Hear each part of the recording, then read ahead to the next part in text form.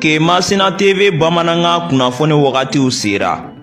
Kemasina TV Bamananga kunnafoni o bɛna lase aw ma an balimakɛ Abilaye Kulibali fɛ Radio Oxygène na. Kemasina TV ka aw kunnafoni bɔlɔlɔ sira kan k'aw to fɔ aw sigiyɔrɔ la. Ola an bɛ foli di an ka partenaires ma n'o ye MKCG Mamadou Karabenta Tora Mmadou commerçant général Kemasina fɔ min ye malosi ɲuman ka taa se binfaganaw tumufagalaw sɛnɛkɛ mansiw malo wɔrɔ mansiw jisama mansiw nin bɛɛ lajɛlen min sɔrɔ fɔ ka taa se an ka katakataniw ma sojɔlaw ɲinɛma kɔ aw kɔ siman ka taa se sojɔnɛgɛw ma so baarakɛminɛn bɛɛ lajɛlen min sɔrɔ fɔ ka taa se angɛrɛ ma angɛrɛ mun ne cɛ ka fili ti a ban nin bɛɛ lajɛlen min sɔrɔ MKCG o de bɛ bi a ka kunnafoni lase waati ma bi ye alamisa min n'ale bɛnnen don nazara san kalo fɔlɔ janvier kalo ye bi ye tile fila ye san 2025 farafin kalo min ni an b'a la waati na jɛkulu min na ale kan ka sigi walasa ka kaloko kibaruya kɔni di olu kan ka sigi bi kɛ sanga n'o cogoyaw ye kunungo tun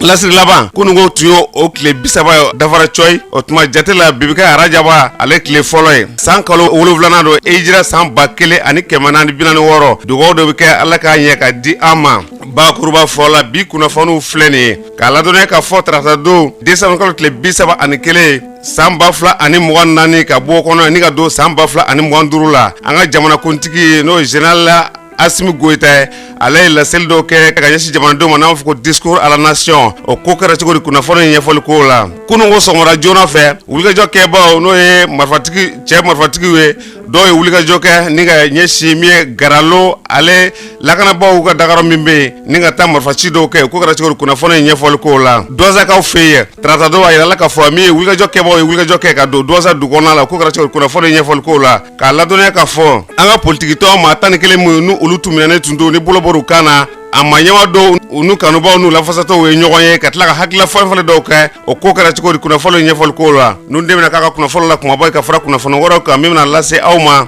aw denkɛ n'a balimakɛ fɛ Mohamed Samake ala k'a ɲɛ k'a d'a ma kunnafoni an b'a daminɛ an b'a ladɔnniya k'a fɔ tarata don décembre tile 31 san 2024 o ye nazara san ale kalo laban de ye n'o sera ka ban i n'a fɔ aw bɛɛ lajɛlen b'a kalama k'a fɔ an bɛ bɔ sankɔrɔ de la ka don sankura kɔnɔna la o kɔnɔna la jamanakuntigi ale ye laseli dɔw kɛ laseli kɔni a bɛɛ kɔni kɛra nazarakan na Sira Siribe ale y'a kumabaw la tɔmɔ ni ko o bayɛlɛma bamanankan na Sira Siribe a ɲɛfɔ an ye an bɛ sɔgɔmada fɛ foli di an lamɛnbagaw bɛɛ lajɛlen ma ka sanga ni janvier kalo fɔlɔ wagatiw ye an ka camancɛ fanga marabaga bɔra ka sanbɛ kɛ k'a lase jamana kɔnɔdenw bɛɛ lajɛlen ma a tilala ka finitigilakaw a ye olu ka foli kɛ olu minnu ni olu bɛ ka anw lakana sanga ni wagati bɛɛ ala ta kɔfɛ a ye foli lase marabolo ɲɛmɔgɔw bɛɛ lajɛlen ma sabula lakana in tɛna se ka kɛ fiyewu ni olu fana ma fara lakanabagaw kan yaasa lakana bɛ se ka sabati cogoya min na a y'a yira k'a fɔ ko san 2024 kɔnɔna ni o ye 2024 ko gɛlɛya caman olu sɔrɔla jamana kɔnɔna na ko nka ko o gɛlɛyaw kɔnɔna na k'u sera ko ka fɛn caman fɛnɛ dayɛlɛ baara caman olu dayɛlɛliw sera ka kɛ san 2024 kɔnɔna na min o dɔ fana ye ni jamana yɛrɛ k'a yɛrɛ ta segini a ma ka fara tuguni AES ale jabaraniso dayɛlɛli kan o kɔfɛ sa fɛn min ye basigi o segini na marabolo caman olu kɔnɔna na san 2024 kɔnɔna na marabolo caman basigi segina o jamana kɔnɔna na fɛn min ye kuranko ye ni o ye énergie ye a y'i da se olu gɛlɛyaw caman ma a y'a yira k'a fɔ ko fɛɛrɛw caman fɛnɛ bilala sen kan san 2024 kɔnɔna yaasa san tɔw minnu bɛ ka nale kɛrɛnkɛrɛnna ɲinan san 2025 nɔgɔyaw bɛ se ka sɔrɔ kuranko la cogoya min na jamana kɔnɔdenw fɛ a seginna ko kura ye tuguni ka foli jamana kɔnɔdenw ma ko hali bi ko jamana kɔnɔdenw ka ɲɔgɔn minɛ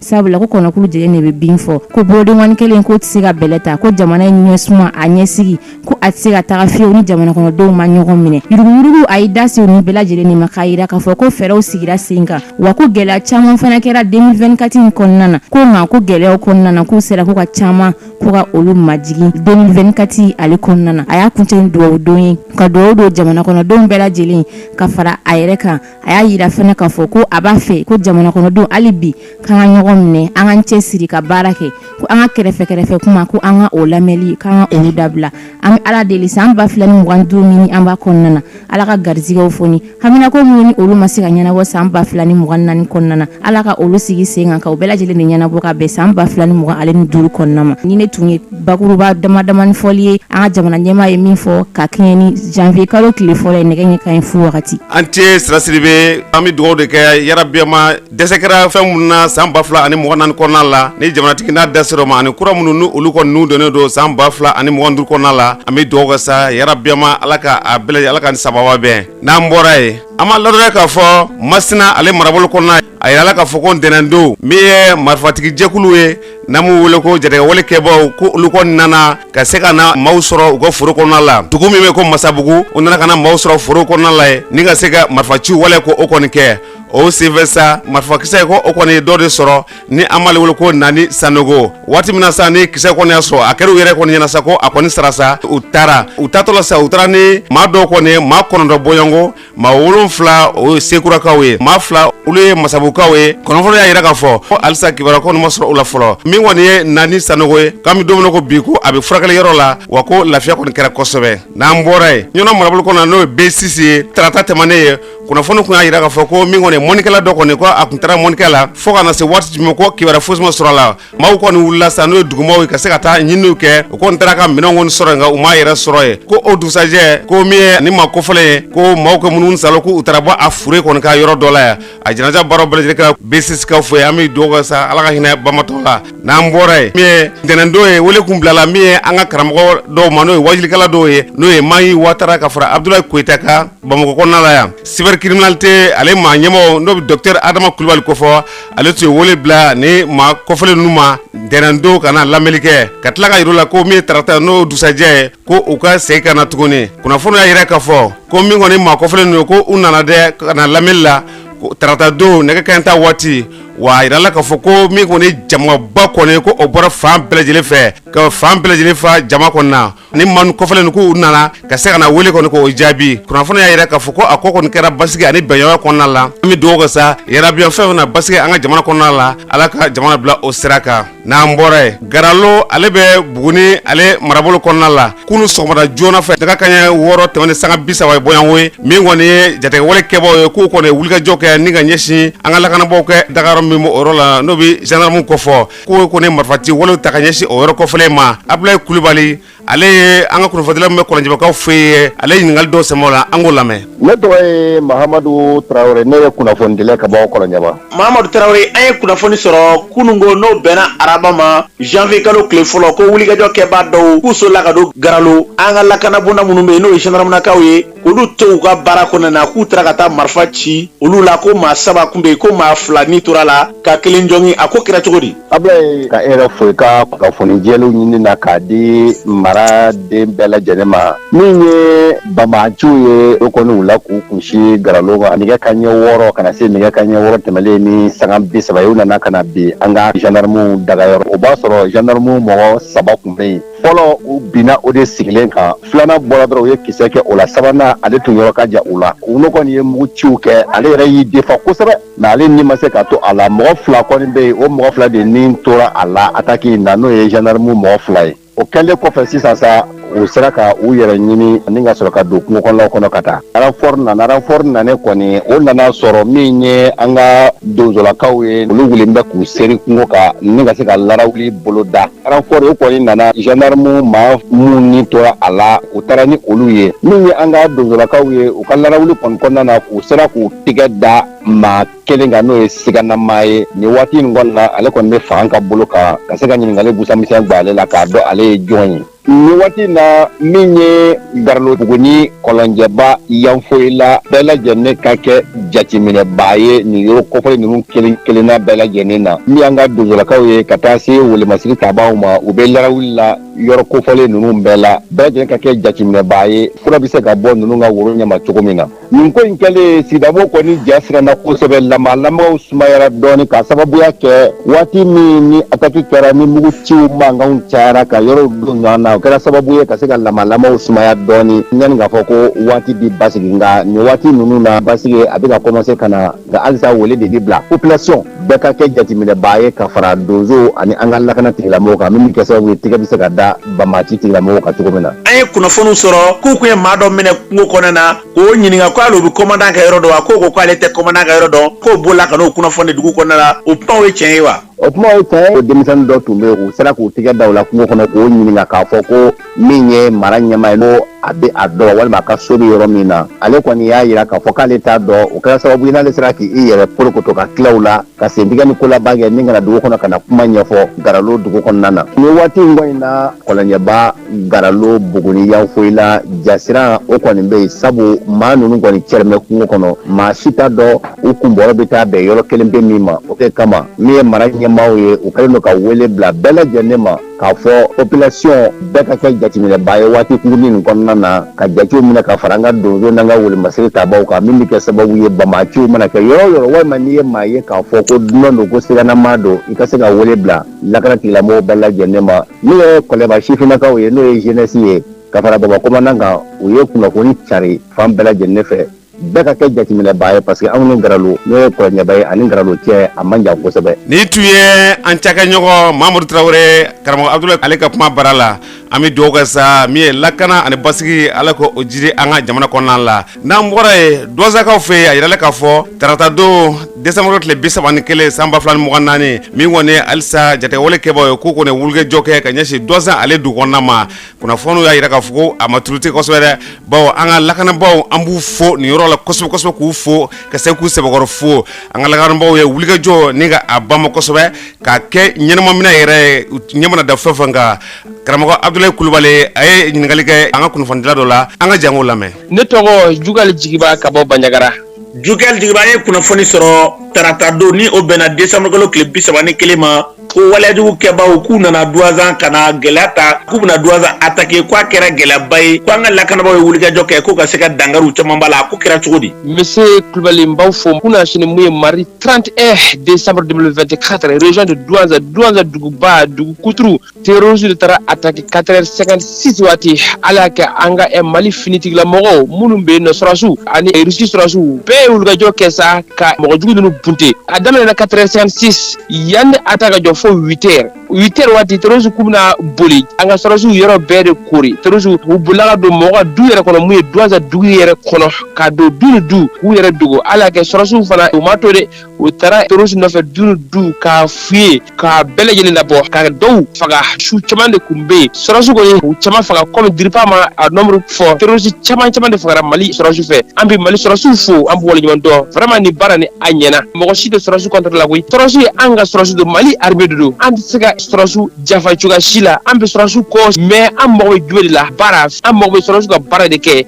don o don mɔgɔ ninnu de bɛ na mɔgɔ attaquer kunna sini u nana Douanza attaquer cogo min na an ka sɔrɔdasiw fana u ka patrouille kɛ kungo kɔnɔna yɔrɔ bɛɛ ka terroristes ninnu attaquer n'o baara daminɛna terroristes ya bɛ ban an fɛ centre kɔnɔna la Douanza région Bandiagara région Ségué région Sahel région Mopti région an ka laɲini kɔni sɔrɔdasiw ka patrouille kɛ n'o tɛ a mɔgɔ si tɛ sɔrɔdasiw contre la mais an mago bɛ armée kɛ baara de la baara de ka kɛ an bɛ baara de nɔfɛ ni de an ka laɲini ye sɔrɔdasiw kunna sini mun kɛra a ma dogo diɲɛ mɔgɔ si la terroristes kunkolo o kɔrɔ san 2024 a labanna hɛrɛ la 2025 kɔni an ka laɲini terroristes y'a ka ban pewu kunna sini terroristes kun bɛ ka fara ɲɔgɔn kan kɛ dugutɛgɛden côté la u k'u ɲɛsin bɛ Bankasi ma 100 région an bɛ commune wele ko commune Timisa ani commune Lafiyara ni commune fila ani Fangaso ni ɲɔgɔn cɛ gɛlɛyaba de bɛ de u ka dija olu ni donso minnu bɛ yen nɔ u bɛɛ ka jɛ ka baara kɛ ɲɔgɔn fɛ pour que ni gɛlɛya bɛ se ka ban cogo min na sɔrɔdasiw bi bina an kɔni b'u fo a taabolo ka ɲi ni tile fila la kɔni. Ni tun ye Jugal Jigiba ye karamɔgɔ Abdoulaye ale ka kuma bara la an bɛ dugawu kɛ sa lakana ani basigi yarabiyama ala ko o jidi an ka jamana kɔnɔ la sanga ni waati bɛɛ lajɛlen la n'an bɔra ye k'a ladɔnniya k'a fɔ min ye AES jamanaw ye jamanaba saba n'o ye Mali Burkina Niger n'o olu ka faraɲɔgɔnkulu ni an bɛ wele ko AES ni jamana ninnu kɔnɔna la minisiriso minnu ni olu bɛ kunnafoni ko kunna olu ye maa dɔw fara ɲɔgɔn kan n'an b'an wele ko expert ka se ka tile saba baara kɔni k'o kɛ hakilijagabaw kɛ k'o kɛ ka ɲɛsin min kɔni ye ayiwa AES ale jabaranin ko fo ka taa se AES ale radio soko ma olu bɛ se ka bila sen kan cogo min na o tile saba lajɛraw la sa wulikajɔ kɔni kɛra an ka jamana kɔnɔ kosɛbɛ ka se ka hakilila caman kɔni k'o sigi sen kan an b'a maɲɛma dɔw ka kuma lamɛn o kɛnɛ kan. An ye charte graphique u b'a wele charte graphique an ye charte graphique an ye fɛnkɛ saba choisi o saba kan ka président an ka jamana saba président kan ka sugandi ka kelen ta kɔnɔ o de bɛ na nɔrɔ an ka document bɛɛ la confédération document bɛɛ la filanan o ye plateforme numérique parce que on fait la communication, on fait kata pour que vraiment la population ni jamana wéré mo fananga information sur le local. Voilà, donc sabana oui convention de financière au terme ni Burkina ni Niger radio directeur général pour gala je comment se ka baraka ñoo fa ni tuye mi AIC ministre somununu olube kuna fonko kuna oluka expert ka lajara ni tuyo o mado ka nyafoliye wala sa mi hagla mununu ale talendo ka sega AIC ale teleso kata se a radio soma olu sega sigi senga chogomina ambi do ka sa fefe ndaka ni jamana na yarabima alaka obla senka nambore anga sente blongona sa no wi wasablen ko fo sere kura do kun talendo mi anga dugujoro na floko ye wala sa jamana de umbelaje ko ne usaka bo o kalama chogomina do ko nyefolla ibai ka fo anga dugujoro na floko sera do kumala don temanola walma marché ko mutaka dite ko jatamne bo fo kuntala ngami domino ko bi sera kura munulu talendo o kanga nyefo jamana do wala sa belaje ka famia ka do nga fo malika dugujoro na folo malde belaje ni adonika ka o de kama sa mi sente mawe olu kleflaka o barala Hassan Sidibe ale mi fo kene ka ngolame loi sur le contenu local tidore o ye sharia kura de kale mumbato e dugujoro barakela munumbianno mo munumolu fourni o ka kemalion à 100%. Ni a jatemne folo exonération pour mettre takadi kun fedi malenga na fatala. Et puis pour que Mali ga de société nuna il fallait que milliards chaman ne ga ke Mali bolo dunte Mali bolo. Donc on s'est na calcul que toko kan ye min wala société état ka participation de calculer au déca innovation kachala fondo kirela fof kata fondu nyona ni a jatemne keme sera la chiffre d'affaires la Mali ma wolon vulani kila de sorola ni tuye Hassan Sidibe aleka korofoe o kofe mi sente dangan flana jikine atuma gaku ale fana nyefolke angolame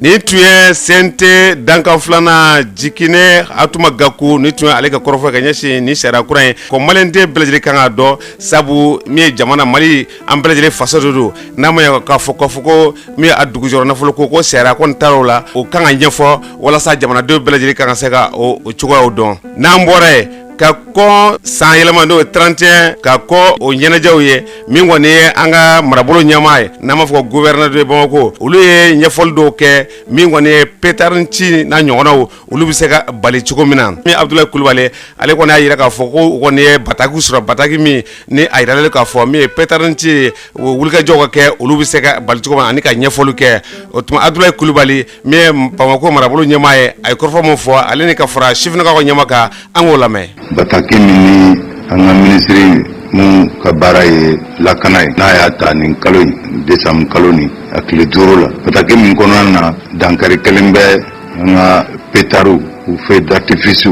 yele mu ni sayɛlɛma na mɔgɔ b'u ɲɛnajɛ n'a ye o kɛli ɲinan san in kɔnɔ k'o dabila o dabali min n'a tigɛra jamana ɲɛmɔgɔw fɛ bɛɛ bɛ se ka ala bato cogo min ka da an ka waati yɛrɛ basigi ko cogoya kan c'est an bɛɛ b'a dɔn ka fɔ sisan waati a ma nɔgɔn mun ye lakana ko fanfɛla ye donc o b'a ɲini an bɛɛ lajɛlen fɛ an bɛɛ k'an janto an yɛrɛ la an ka finitigilakaw kunna u dɛmɛ u ka baara la komini 6 bɛ Bamako a sigida kelen kelen maire bɛɛ ka kunnafoni cari ka ɲɛfɔli kɛ population ye kosɛbɛ jamanadenw ye walasa an bɛ se ka fu siri ni marifa nin ko in na. Bamako jeunes Mali jeunes bi an ka jamana autorité jigi bɛ anw de kan jamana in joli la jamana in développement na ani jamana in sécurité la bi jamana bɛ ka wagati min traverser an bɛɛ ɲɛ b'a la mankanw bɛ sen na force de l'ordre bɛ kɛlɛ ni ko bɛɛ la pour que anw de bɛ se ka lafiya wa bi pétard cikanw a bɛ se ka wolo ko wɛrɛ la a bɛ se ka ta kɛ ko wɛrɛ mun tɛ i n'a fɔ pétard ye donc vraiment an bɛ bɛɛ wele k'an bila jeunesse bɛɛ fɛ Bamako jeunesse bɛɛ ka tila Mali jeunesse bɛɛ wele an ka fɛɛrɛ kɛ an k'an jija ka daminɛ commune 1 fo commune 6 jeune bɛ yɔrɔ o yɔrɔ an ka se ka jamana autorité ka nin message ani ka nin communiqué ka se k'a waleya k'a bila ba la ka se k'a respecter pour que jeunes bɛɛ bɛ se k'u yɛrɛ sɔrɔ a kɔnɔna na cogo min na. Ni tun ye Bamako marayɔrɔ ale ɲɛma n'o bɛ gouverneur kɔfɔ Abdoulaye Coulibaly ka fara Sifinakaw ka ɲɛma kan n'u tun ka laseliw ye ka kɔ 31 min ye pétarinci k'a fɔ kɔlɔlɔ minnu b'a la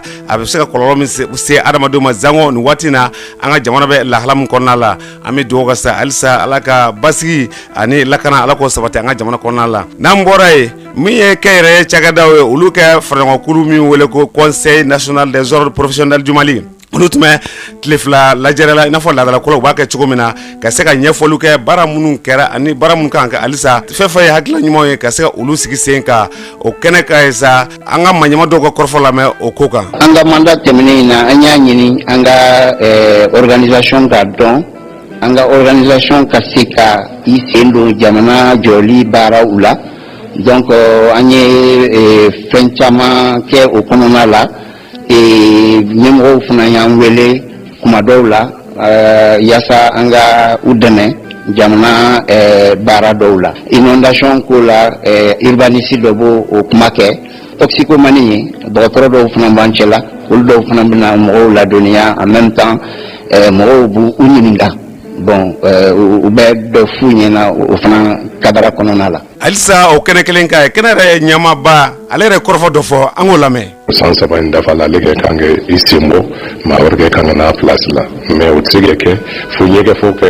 tɔndenw ye min kɛra min mɛ kɛ ni min mɛ kɛ mun de la an bɛ se ka kɛ o kɛ ɲɛfɔ ɲɔgɔn ɲɛna ni gɛlɛya min b'a la fana o kɛ ɲɛfɔ tɔnden tɔw ɲɛna walasa u b'u hakilila fara ɲɔgɔn kan cogo min o gɛlɛya ninnu bɛ se k'o ɲɔgɔn kɛ bɔ cogo min. Nin tun ye kɛnɛ yɛrɛ ɲɛmaa bɛ maa min bolo ale ka kɔrɔfɔ ka ɲɛsin min ye hakilila minnu n'u u bɛna a sigi sen kan walasa min kɔni ye nin jɛkulu ye n'o bɛ kɛ yɛrɛ cakɛdaw olu kɛ ɲɛta kɔfɛ an bɛ dugawu kɛ sa Ala k'o hakilila o caya n'an bɔra yen k'a ladɔnniya k'a fɔ n'an hakili b'a la min ye politikitɔ maa 11 olu tun minɛnen don waati dɔw la ni waati na ni bolobolo u kan na o bolobolo u kan na sa min ye ayiwa parti nɛma ale ɲɛma n'o ye Sanba Coulibaly ale n'a ka maaw kɔni ye ɲɔgɔn ye ka se ka hakilila kura dɔw sigi sen kan an ka fara ɲɔgɔn kan an k'o lamɛn. Ka foli ka se maliyɛn bɛɛ ma Mali kɔnɔ ani Mali kɔkan bɛɛ y'i seko kɛ pour que Mali kɔnɔ bɛɛ ani kɛlɛɲɛ bɛ se ka na cogoya min na an kɔni an bɛ Ala fo an bɛ kɛnɛ ma bi kabini décembre kalo tile 5 ni Ala sɔnna ni dɔ ma fara an ka baaraw ka politique sira fɛ foyi tɛna bɔ a la o kɔni parti Nouvel Espoir pour le Mali kabini a ka lancement kɛra don min le 19 septembre 2021 an bɛ baara de la an bɛ ka implantation de kɛ Mali kɔnɔ ani Mali kɔkan an bɛ welewelekan bila ka taa tɔndenw ma o sira fɛ an ka an jilaja sabula bi n'i y'a lajɛ parti ni a bangena ka to a ɲɛ 32 bɛ a ba kɔnɔ ni Ala sɔnna o baara kelen ni o bɛ continuer ka foli kɛrɛnkɛrɛn ka se maliyɛnw bɛɛ ma nin bilali min kɛra an b'a dɔn a kɛra bɛn ni kelenya ye a diyara maliyɛnw ye fan bɛɛ fɛ sabula foyi tɛ ɲɔgɔn ka ko to ɲɔgɔn ta la ka bɛn ka kan kelen fɔ foyi t'o bɔ an ka jamana in bɛ gɛlɛya min na bi a ka kan maliyɛn bɛɛ ka se k'a tɛgɛ di ɲɔgɔn ma ka foli ka kɛrɛnkɛrɛn ka se Usmane Isufi Mayiga ale min ni nin ko in sababu bɛɛ bɔra ale la ka se ka ani jamana faamaw ka se ka kuma bilali ni a ka se ka kɛ an tɛ se ka ɲinɛ ale kɔ an bɛ mention spéciale k'a kan vraiment k'a fo kosɛbɛ professeur Babu Ɲangi ka se Mali maaba fɛn fɛn ni da donna nin ko la an bɛ bɛɛ fo ka bɛɛ barikada ka bɛɛ waliɲuman dɔn ka ɲini Ala fɛ Ala ka jamana in basigi Ala ka maliyɛnw kan bɛn Ala ka maliyɛnw kan bɛn Ala ka Mali taa ɲɛfɛ an kɔni an tɛgɛ janen don politique mɔgɔw an tɛgɛ janen don ka jamana autoritéw ka u kɔnɔ waati o waati n'u sera an ma jamana jɔ la ni Ala sɔnna an se fɛn fɛn an b'o kɛ parti nɛma ma ka sira bila kabini transition nana waati min fo kana se bi la kabini parti nɛma yɛrɛ créera waati min fo kana bila bi la an ka baara bɛ o sira de kan ni Ala sɔnna siraw tɛna yɛlɛma fɛnɛ an bɛ dugawu kɛ Ala ka jamana basigi Ala ka jamana kɔnɔdenw kan bɛn Ala ka Mali basigi Ala ka o dugawu jaabi ye o kɔfɛ parti alternance pour le Mali ni ale yɛrɛ ɲɛmaa ye Mamadu Traoré ale fana n'a ka tɔndenw ye ɲɔgɔn ye u ye min fɔ an k'o lamɛn. An bɔlen kɔ kaso la ni nin ka tɔndenw bɛnna min kan jamana maracogo la n'an b'a fɛ ka kɛ message ka fɔ jamana marabagaw ye bi o ye ka jɛ ka bɛɛ fara ɲɔgɔn kan an b'a fɔ min ma les forces vives du pays ka jɛ ka bolo di ɲɔgɔn ma ka ɲɛsin ligne verte ma n'o ye élection ye ce qu'on appelle le retour à l'ordre constitutionnel ka se ka jamana ŋɔnɔ minɛnen bila ani jɛma bolo ka se ka di ɲɔgɔn ma an ka bɔ nin kɔnɔ pour que jamana den bɛɛ bɛ lafiya jamana kɔnɔmɔgɔw bɛ lafiya hali jamana yɛrɛ marabagaw sisan olu bɛ lafiya o de ka ɲi jamana den bɛɛ lajɛlen ma anw bilali bɛ dɔ bɔ ko la nka a ma ban parce que anw bilala ka an camarade dɔ to kaso la o dɔw yɛrɛ kun minɛnen ba anw ɲɛ donc an b'a ɲini jamana marabaaw fɛ u ye hakili ɲuman min sɔrɔ ka anw bɔ kaso la u ka an kabaraki ninnu fana bɔ kaso la o cogo la u kana an ka jɛ an ka fara ɲɔgɔn kan an ka faso baara kɛ ɲɔgɔn fɛ an baarakɛɲɔgɔn dɔw fana bɛ jamana kɔ kan n'an b'a fɔ o ma ko exil n'olu bɔlen bɛ bagabagaw la u sigiyɔrɔw la n'u ka baaraw la ka taa jamana kɔ kan jamana mago b'o bɛɛ lajɛlen de la bi ka fara an kan an ka jɛ an ka bolo di ɲɔgɔn ma ka se ka jamana bɔ a bɛ lahalaya min na sisan donc n'o kɛra an bɛ se k'a fɔ ko apaisement politique nana jamana kɔnɔ. Ni tun ye parti alternance pour le Mali ale ɲamaba a ka kɔrɔfɔ ye ani a ka tɔndenw kɛlen ka ɲɔgɔn ye an bɛ dugawu kɛ sa fɛn fɛn da ka di an ka jamana na ala ka an ka jamana bila o sira kan n'an bɔra ye amical des anciens élèves de Prytanée n'o o bɛ a Prytanée kalanden kɔrɔ dɔw kɔfɔ olu fana ye fara ɲɔgɔn dɔ kɛ dɔfɛnjɛ in tɛmɛnen na ka se ka kunnafonidilaw wele ka ɲɛfɔli dɔw kɛ fɛn fɛn ka hakilila kuraw bɛ se ka sigi sen kan cogo min na fɛn fɛn basigi ɲɛta o bɛ se ka sabati jamana kɔnɔ na cogo min na Jibrila Mayiga ale b'o ɲɛfɔ an ɲɛna an ka lamɛn. An ka jɛkulu dɔ de bɛ yen n'a bɛ fɔ o ma ko amical des anciens élèves de Prytanée militaire du Mali o ye jɛkulu ye mun bɛ ɲɛsin minnu taara sɔrɔsi denmisɛnnin kalanyɔrɔw la depuis fitinin na 20 janvier kɔnɔna na ka semaine dɔ kɛ n'a y'a o semaine dédiée la semaine de la cohésion armée nation an bɛna activité 4 de kɛ o activité 4 activité fɔlɔ an bɛ Islam n'a bɛ fɔ a ma o ye concours ye n'o bɛ kɛ Kulikoro activité 2 n'o ye conférence ye école de maintien de la paix la o ye lajɛrɛba ye lajɛrɛba mun b'a to an bɛ na an hakilina a bɛ mɔgɔ belebelew hakilinatigibaw fara ɲɔgɔn kan activité 3 o bɛ kɛ n'Ala sɔnna ma le 17 ye o activité mun bɛ kɛ le 17 o ye a fɔ ma journée porte ouverte journée porte ouverte mun ye an bɛ taa musée des armées la sɔrɔsiw ka musée c'est-à-dire u ka bulon mun bɛ fɛn kɔrɔw mara k'o dayɛlɛ pour que population bɛɛ ka se ka na o bulon kɔnɔ activité 4 n'o ye activité laban ye o de ye activité sportive ye c'est-à-dire an bɛ jama wele u ka bɔ ka na farikolo ɲɛnajɛ la mais ni farikolo ɲɛnajɛ a particularité ye mun ye an y'a ɲini de ka sɔrɔsiw ani civiliw fara ɲɔgɔn kan u ka farikolo ɲɛnajɛ kɛ ɲɔgɔn fɛ. Ni tun ye Jibrila Mayiga ale ka kɔrɔfɔ ye min ye amical des anciens élèves de Prytanée du Mali olu ka jɛkulu ni o tɔgɔ ye ni tun ye ale ɲɛmaa dɔ ka kɔrɔfɔ ye ka se ka u kan ka baara minnu n'u olu kɛ o baara olu boloda cogo ka se k'o ɲɛfɔ kunnafonidilaw ye an bɛ dugawu kɛ sa fɛn fɛn bɛna bɛɛ kɔni an ka jamana kɔnɔna na ala ko o sigi sen kan n'an bɔra ye seko ni dɔnko kɛnɛ dɔ sigira bamananya ka katikaw fɛ yen bamanan yɛrɛ mun de don an ka laadaw an ka taabolo min ye Bubakari Tarawele ale b'o ɲɛfɔ an ye an k'o lamɛn. Bamananya kunbɛ an y'a sigi sen kan ka an hakili to an ka taabolo de la an ye lajɛli de kɛ dugu kɔnɔ k'a ye k'a fɔ an ka denmisɛnninw an musow an ka société kɔnɔna la an ka baarakɛyɔrɔw la an ka taabolo bɛɛ de tiɲɛnen danbe tɛ yen foyi tɛ yen tuguni n'i ye jateminɛ kɛ bi min ka ca Mali kɔnɔ bi o ye fantanya de ye min ka ca Mali kɔnɔ bi denmisɛnnin kunda o ye dɔrɔgu ta de ye min ka ca bi bɛɛ de ko n ka kɛ birokɔrɔ baara ye parce que an ɲinɛna an yɛrɛ kɔ Mali yɛrɛ sigilen don min kan o de ye mɔni ye o de ye baganmara ye o de ye cikɛ ye n'an y'o bila k'a fɔ tubabuw kana an bila sira dɔ kan o sira min b'a to an tɛ se ka taa ɲɛ cogo si la pendant 60 ans n'an y'o constat kɛ an kan k'an jɔ k'a fɔ an ka segin an kɔ sɛnɛ an k'o don ba la baganmara an k'o don ba la mɔni an k'o don ba la walahi n'an y'olu don ba la an ka jamana mago bɛ min na a b'o sɔrɔ parce que an ka mɔgɔ tɛmɛlenw a tun bɛ fɔ k'a fɔ ko san 7 jiginɛ kɔnɔ o balo bɛ bi a bɛ se ka fɔ fan jumɛn fɛ fan si fɛ mun n'a tɛ se ka fɔ parce que anw bolo an minnu bɛ sɛnɛkɛyɔrɔ la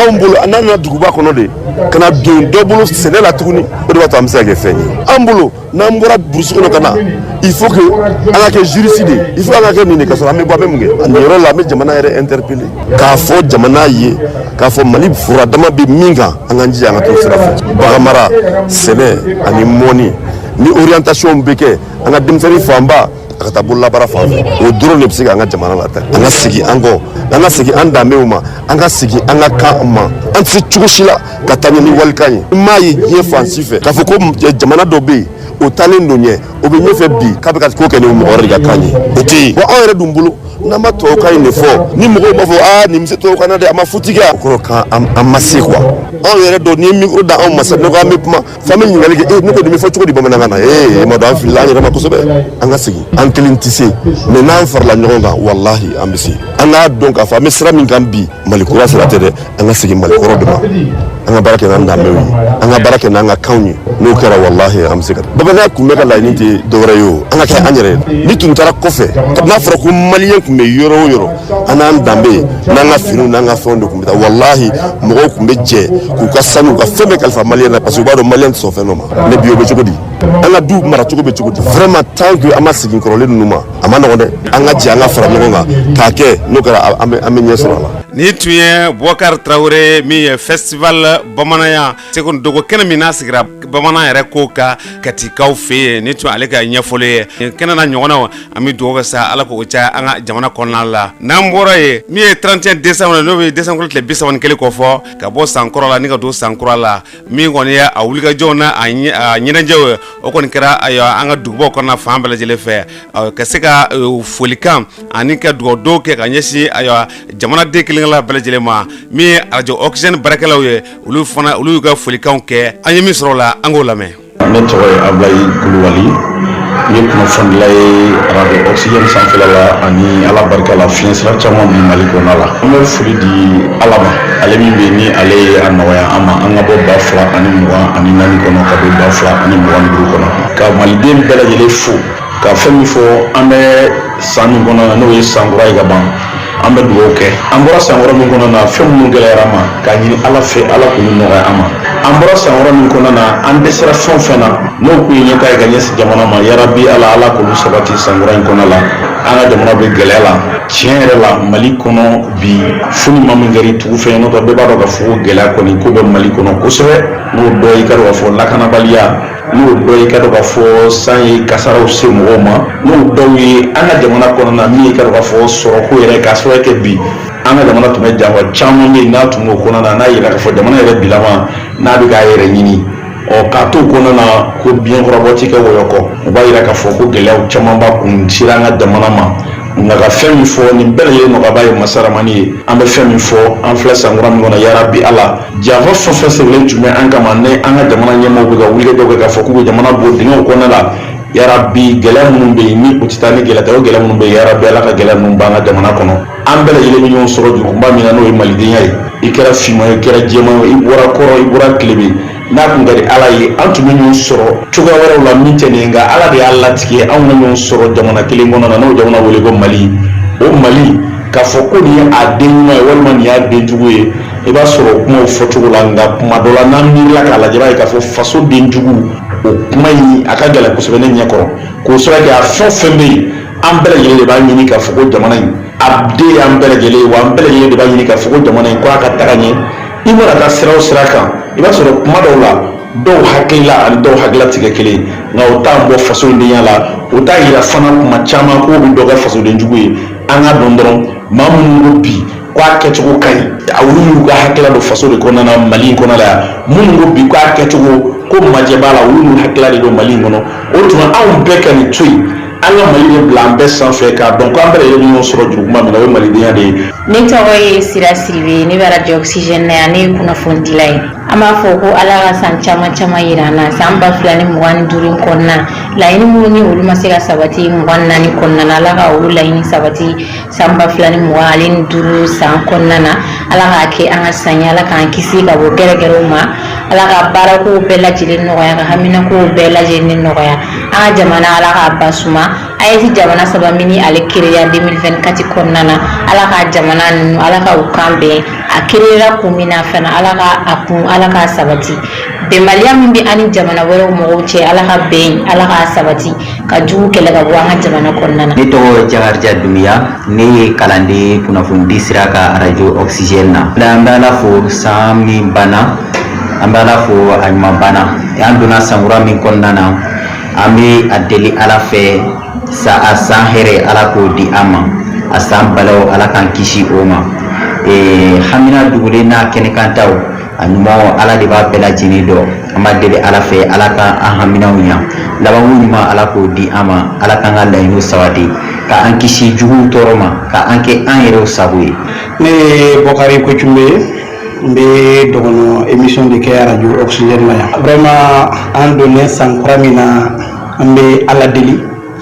ala ka radio so yɛrɛ taa ɲɛ fɔlɔ ka baarakɛlaw bɛɛ kɛ kelen k'an kanbɛn. N'a ye kanbɛn ko kuma fɔ an ma ɲina Mali fantan naani bɛɛ kɔ surtout centre côté ni y'a fɔ centre comme kɛlɛ bɛ yen a bɛ fan bɛɛ mais yen ta ka jugu ni yɔrɔ tɔw ye an bɛ ala deli vraiment ala ka furakɛ jisuma ye ala ka furakɛ jisuma ye ala ka san ja an ye ɲinan ye cogo min na ala ka san wɛrɛ yira an na yanni san wɛrɛ cɛ ala ka to radio Oxygène baarakɛlaw bɛɛ kan bɛnna k'a fɔ n'a fɔra ko 1 bɛɛ ka 1 fɔ n'a fɔra ko 2 bɛɛ ka 2 fɔ an ma ɲina direction mɔgɔw kɔ an ma ɲina radio so tigi yɛrɛ kɔ. Ne tɔgɔ madame Janasia Tienta ne animatrice ye Oxygène kɔnɔna la yan nɔ n bɛ baroni kɛ n bɛ émission wɛrɛ kɛ n'an b'a fɔ o ma ko couloir des femmes n'o bɛ kɛ kari o kari nɛgɛ ɲɛ kanɲɛ 10 ka taa bila kanɲɛ 11 na. Ok an bɛ i yɛrɛ fo Samakɛ baaraɲɔgɔnya ma nɔgɔn an bɛ i fo k'an baarakɛɲɔgɔn bɛɛ lajɛlen fo nin wagati la ayiwa an kɔni b'a lamɛnbagaw fo de n'i y'a mɛn gɔnɔ duuru i tɔrɔ 2 de bɛ duguma an fanga ye lamɛnbagaw de ye an b'u fo dante foli min na k'a fɔ ɲɛna ko san kura hɛrɛ ala k'a di an n'u bɛɛ lajɛlen ma ala k'an ka sanw cɛya ala ka garisɛgɛ ɲuman bɛ ala bolo ala k'a di an ma ala ka haminako dogolen n'a bangenen ala k'a bɛɛ lajɛlen nɔgɔya minnu ta ye denko hami ala ka denko nɔgɔya minnu ta ye furuko hami ala ka furu nɔgɔya u ka yafa an ma dɛ barisa baara in ma nɔgɔ n'i ye micro ta n'i ye kuma fɔ kabakurun de don a tɛ segin ka na bilen wa toden don n'i y'a ta dɔ bɛ bɔ a kɔrɔ donc an bɛ yafa ɲini bɛɛ lajɛlen fɛ n'an donna u gasi la an ka émission kelen kelen na o kelen kelen kelen tɛ dɛ n baarakɛ ɲɔgɔn bɛɛ fɛn fɛn bɛ micro ta an bɛ yafa dili u bɛɛ lajɛlen fɛ u bɛɛ ka yafa ma. Ne tɔgɔ Nana Dambele ne ye stagiaire radio Oxygène kɔnɔna yan n bɛ bɛɛ ni ka tiɲɛ na ani n bɛ baroni fɛnɛ na baroni na ne tɔgɔ de ye Baton Maye ne ye Bajan denmuso ni a kɛra denmuso ye n bɛ an lamɛnbaga bɛɛ lajɛlen fo an ka ɲɛmɔgɔw yɛrɛ n bɛ foli belebele d'u ma ko san hɛrɛ an b'a ɲini ala fɛ ala k'a di an bɛɛ lajɛlen ma hamina ko dogolen ni kɛnɛ ka taa ala k'a bɛɛ lajɛlen nɔgɔya k'u bɔnna ni 2025. Bon ne tɔgɔ Saka Jara dɔw bɛ n wele ko Saka officiel communément comédien chapeau comédien animateur de la radio Oxygène donc ne bɛ émission baroni kɛ yan n bɛ temps de jeune kɛ n bɛ émission siraw ni lawalew fana kɛ yan bon baroni na u bɛ n wele monsieur Danbele de Musa Danbele baroni na u bɛ n wele Musa Danbele bon tabarikala an bɛ dugawu de kɛ an donnen filɛ san 2025 kɔnɔna la an bɛ dugawu kɛ ala ka kɛ an ka san ye k'a kɛ si ni kɛnɛya ye k'a kɛ garisigɛ ɲuman ye donc ala ka kɛ dayɛlɛli san ye donc n bɛ foli di n baaraɲɔgɔn bɛɛ lajɛlen ma ka foli di an ka sabu ɲuman ma n'o de ye madame Jabi Tanti Makɔrɔ Kamara ale min sɔnna ka nin baarayɔrɔba in dayɛlɛ ko anw k'an dayirimɛ ɲini yan donc an bɛ a yɛrɛ fo kosɛbɛ kosɛbɛ a ka cɛsiri la. Ni tun ye radio Oxygène cakɛla dɔw kɛ dugawu ye ka ɲɛsin min ye halisa jamanadenw kelenkelen bɛɛ lajɛlen ma ka fara lamɛnjɛkulu bɛɛ lajɛlen kan an bɛ dugawu kɛ sa yɛrɛbiyama dugawu minnu donna ala ka dugawu bɛɛ lajɛlen minɛ sankura in kɔnɔna la n'an bɔra yen sa an bɛ taa jamana kɔ kan Jakarta Dunbiya mun i bolo bi. Foli ta ni an b'a lase an lamɛnbaga bɛɛ lajɛlen ma siga t'a la an karamɔgɔ komi y'a fɔ cogoya min na an ka jamana kɔ ka kunnafoniw b'a daminɛ Côte d'Ivoire tarata don n'o bɛnna décembre kalo tile 31 ma Côte d'Ivoire ni Senegali jamana ɲɛmaaw y'u ka laseli dɔ kɛ u ka jabaraniso dɔw kan laseli ninnu kɔnɔna na u kɔni y'a yira k'a fɔ k'u bɛna dansigi u ni Faransi ka baaraɲɔgɔnyaw la kɛlɛko nasira kan wa k'u bɛna Faransi sɔrdasiw ka tagali labɛn ka bɔ u ka jamanaw kɔnɔ ni ala sɔnna san 2025 kɔnɔna na n'an bɔra yen an bɛ taa Laginɛ Konakiri jamana ɲɛma Mamadi Dumiya a ka dantigɛliw senfɛ n'o y'a ka samisamifoliw ye san 2025 kɔnɔna na a y'a yira k'a fɔ k'a bɛna kalataw labɛn san 2025 kɔnɔna na ko kalata fɛn o fɛn kan ka kɛ ni ala sɔnna k'a bɛna bɛɛ lajɛlen kɛ wasaden kalataw ka fara kalata tɔw kan. Alibi an bɛ to Laginɛ jamana kɔnɔna na Laginɛ jamana kɔnɔna na santunuko kuma dɔ kɔni wulilen bɛ yen nin wagati in na ko fɛn min kɔni ye sanu tɔni 4 ye n'o o bɛ taa jɔ dolari wari miliyɔn 400 ma ko kɔni tununnen bɛ nin wagati in na lakana tigilamɔgɔw kɔni ye sɛgɛsɛgɛliw bila sen kan walasa tɛgɛ bɛ se ka da a ko kisɛ ka cogoya min na. N'an bɔra yen an bɛ taa Ethiopie jamana kɔnɔ ka bɛn ni tɛnɛndon tɛmɛnen ye siraba kasara dɔ kɔni kɛra min n'a kɛra sababu ye ka maa 71 k'olu kasara o nin na. O maa 71 na cɛ 68 olu kɔni b'a la ka fara muso 3 kan wa ka maa 2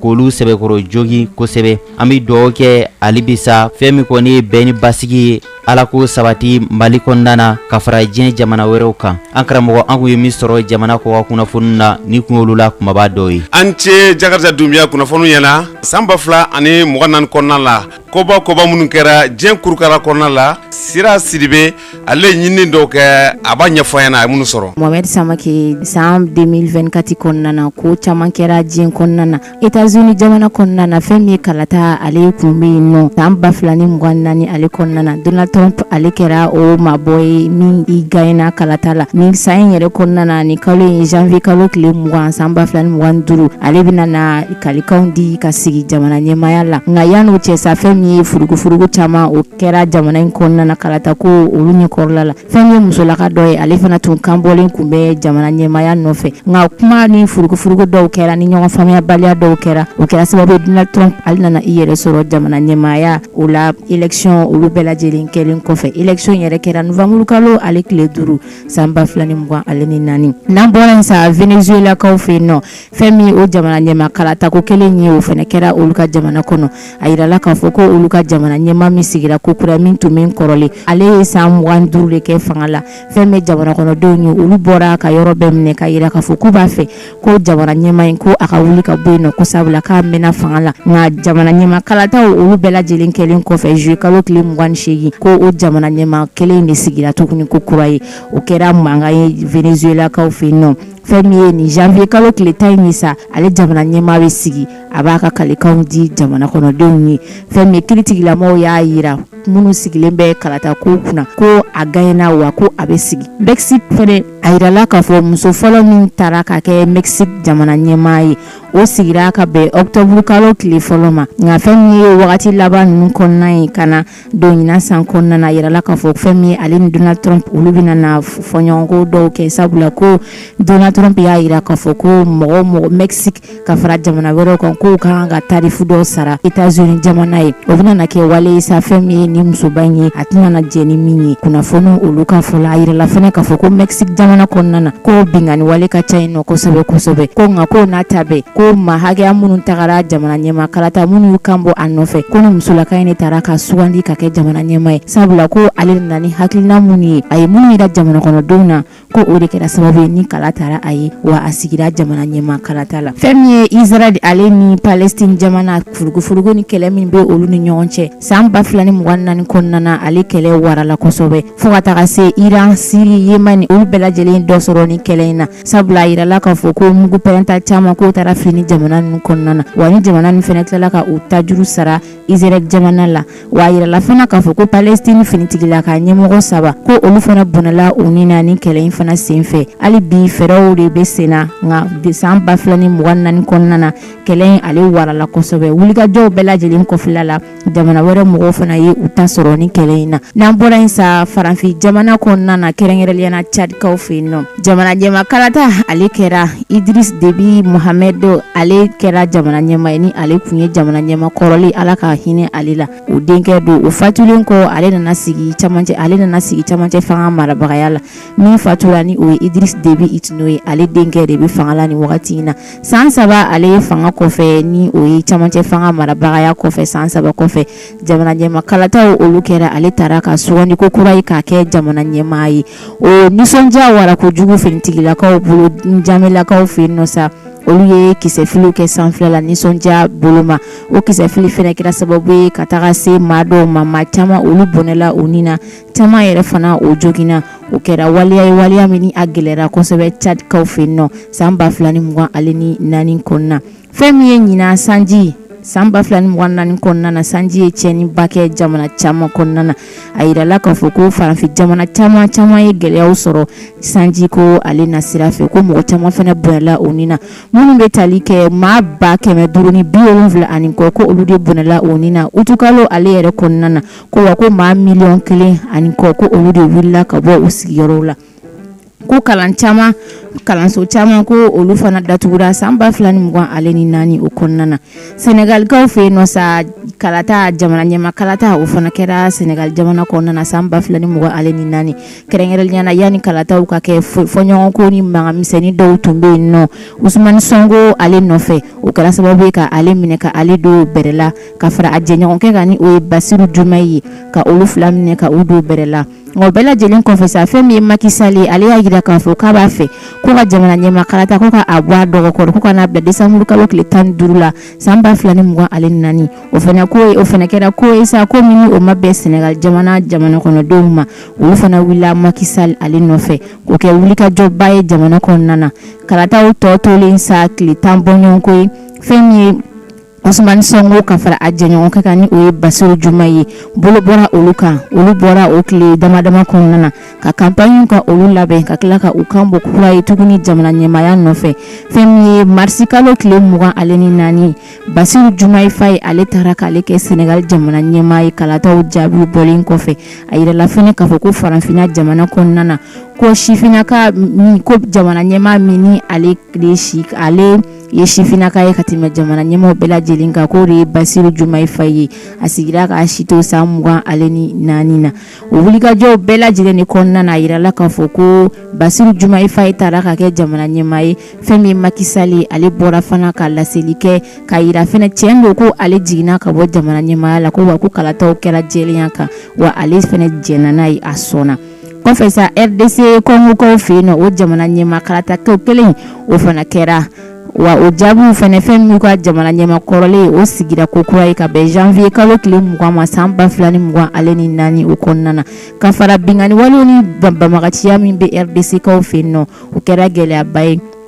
min RDC Congo ale ye gɛlɛyaw sɔrɔ san 2024 ka sababu kɛ lakanabaliya ye fɛn min ye dolatan ko kunkan Côte d'Ivoire jamana kɔnɔna na CAN 2023 ni ale tana 2024 kɔnɔ ni o ye san 2024 o taara tan Ivoire ale jamana kɔnɔna na wa o dolatan in sa fɛn min ye Ivoire jamana ale y'o ta ka bɛn ni san 2024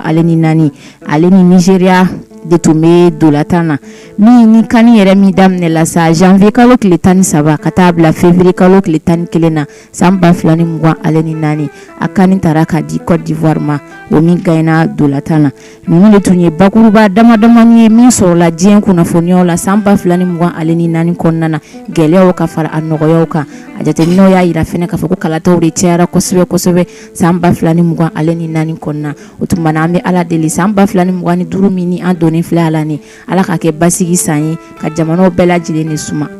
Amina yarabi Sira Sidibe an bɛ dugawu kɛ y'a fɔ cogo min na min ye halisa san 2025 yarabiyama